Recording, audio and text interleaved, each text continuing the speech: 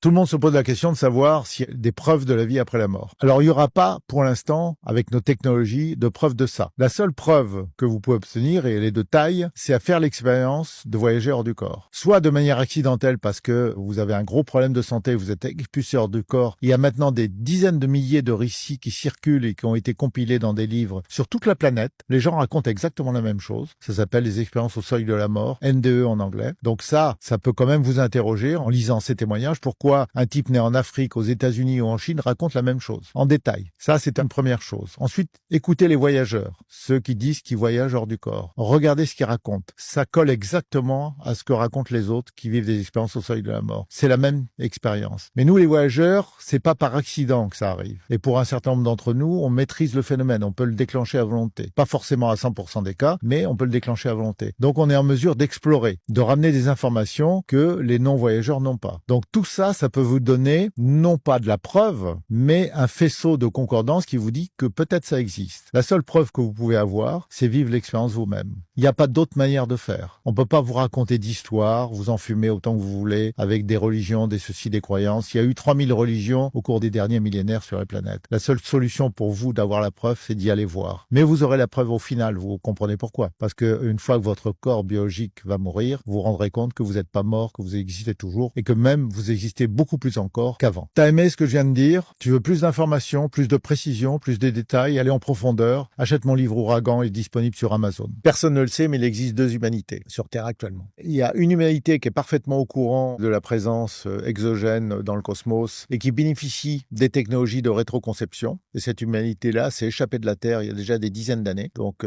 c'est déjà Star Trek, mais en plus avancé. Et tout le reste de l'humanité qui est sur Terre et qui ignore que ces technologies existent. On a vraiment deux civilisations terrestres à l'heure actuelle et certains individus originaires de la Terre, dont les parents sont nés sur Terre, en fait sont nés dans l'espace. Voilà. On en est là actuellement. Il y a très peu de gens qui sont au courant de ça, mais on a véritablement deux humanités d'origine terrestre déjà. Alors voilà, avec ces technologies, ils peuvent déjà voyager plus vite que la lumière, changer de dimension et ce genre de choses. Et ça, on a bénéficié de ces technologies, on a fini par les rétro-concevoir et ça a commencé vraiment très très fort dans les années 70. Donc je dirais que la deuxième humanité est née dans les années 1970. Si tu veux continuer à avoir des informations bousculantes et directes, achète mon livre Ouragan, il est disponible sur Amazon.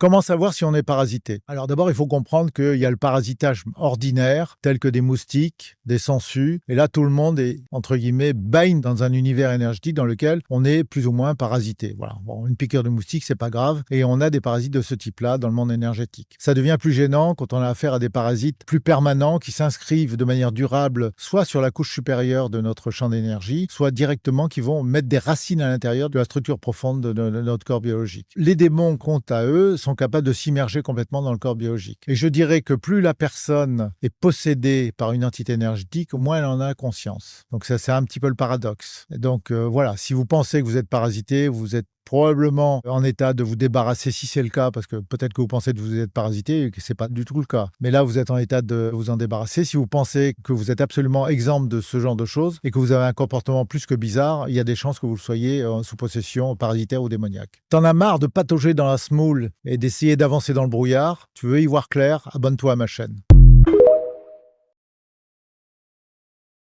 Non, on n'est pas seul dans l'univers. Il faut être très ignorant pour supposer quelque chose comme ça. D'abord, on a découvert qu'il y avait des galaxies. Alors ça, c'est une découverte assez récente, elle date pas d'il y a 500 ans. Et que dans ces galaxies, il y avait des centaines de milliards d'étoiles. Et encore, notre Voie lactée est une petite galaxie. On a découvert depuis quelques années qu'il y a des planètes. C'est la règle générale et pas l'exception. Et évidemment, il y a des planètes qui sont dans la zone de vie biologique telle que nous, on peut la concevoir. Parce qu'il y a d'autres systèmes, il y a d'autres façons d'élaborer de la vie biologique. On n'est pas nécessairement à une certaine distance d'un soleil, par exemple. Il peut y avoir l'énergie interne de la planète qui produit assez d'énergie pour héberger de l'eau liquide, par exemple, et donc concevoir la vie telle qu'on la connaît. Donc, en fait, l'univers entier grouille de vie. Et non seulement il y a l'univers, le cosmos physique qu'on peut observer, mais il y a d'autres cosmos également, d'autres dimensions. Donc, la totalité de la création grouille de vie et grouille de vie intelligente. Ça, c'est une certitude absolue pour les gens comme moi. Comme tu sais, il y a pas mal de conneries qui circulent sur Internet, dans le spirituel et dans le reste. Si tu veux y voir clair, abonne-toi.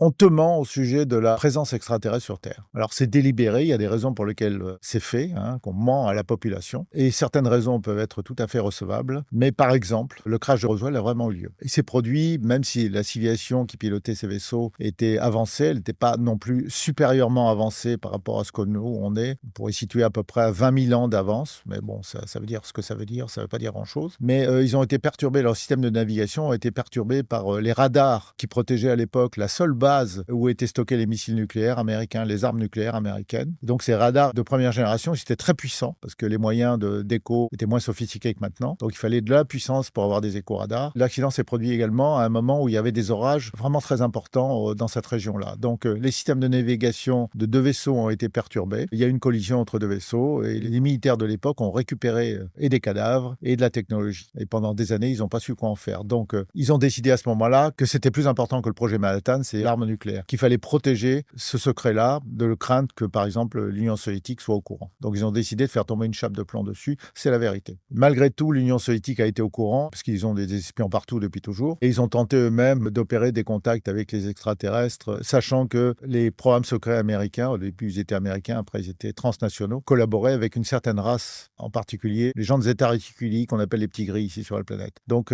ces êtres-là collaborent avec les programmes secrets depuis, en gros, les années 60-70. Ça a commencé dans les années 60. Comme tu sais, il y a pas mal de conneries qui circulent sur Internet, dans le spirituel et dans le reste. Si tu veux y voir clair, abonne-toi.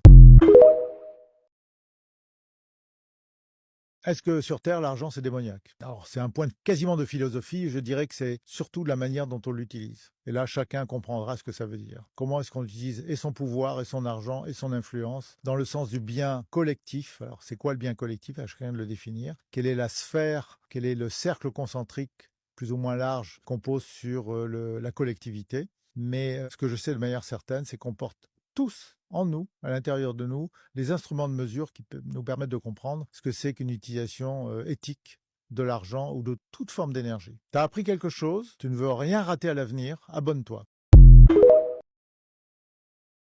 Tout le monde se trompe et confond la vision à distance et d'une manière générale l'exportation des perceptions avec le voyageur du corps. Ça n'a rien à voir. Dans l'exportation des perceptions, on peut avoir l'illusion d'être en dehors du corps. Par exemple, on voit parfaitement ce qui est éloigné de son corps biologique. On peut même sentir les choses, même les odeurs. Mais on a simplement délocalisé ces perceptions et nous-mêmes, nous restons localisés à l'intérieur du corps biologique. Ça, c'est la confusion la plus classique, la plus ordinaire, la plus courante. Et beaucoup de gens qui prétendent avoir fait des sorties du corps de bonne foi se trompent. La vraie sortie hors du corps a des caractéristiques qui sont très différentes des perceptions exportées. Par exemple, on a un corps formé de lumière. Il n'a aucune inertie. Il n'a aucune limite de vitesse. Dans ce corps-là, l'état de conscience est très supérieur à ce qu'on a par rapport dans un corps biologique. Chose qu'on ne ressent pas du tout dans l'exportation des perceptions à distance. Non seulement l'état de conscience, mais l'état de sublimation des sentiments est très grand. Absolument pas comparable à ce qui se passe avec l'exportation des perceptions. Il n'y a pas non plus de corde d'argent sur lequel je reviendrai dans une autre vidéo. Tout simplement parce que les perceptions sont exportées et donc ce sont des filaments d'énergie qui sont allongés comme des grands spaghettis ou des grandes fibres optiques. Donc ça n'a strictement rien à voir, mais la plupart des gens font la confusion entre les deux. C'est pas du tout la même chose. T'as appris quelque chose, tu ne veux rien rater à l'avenir, abonne-toi.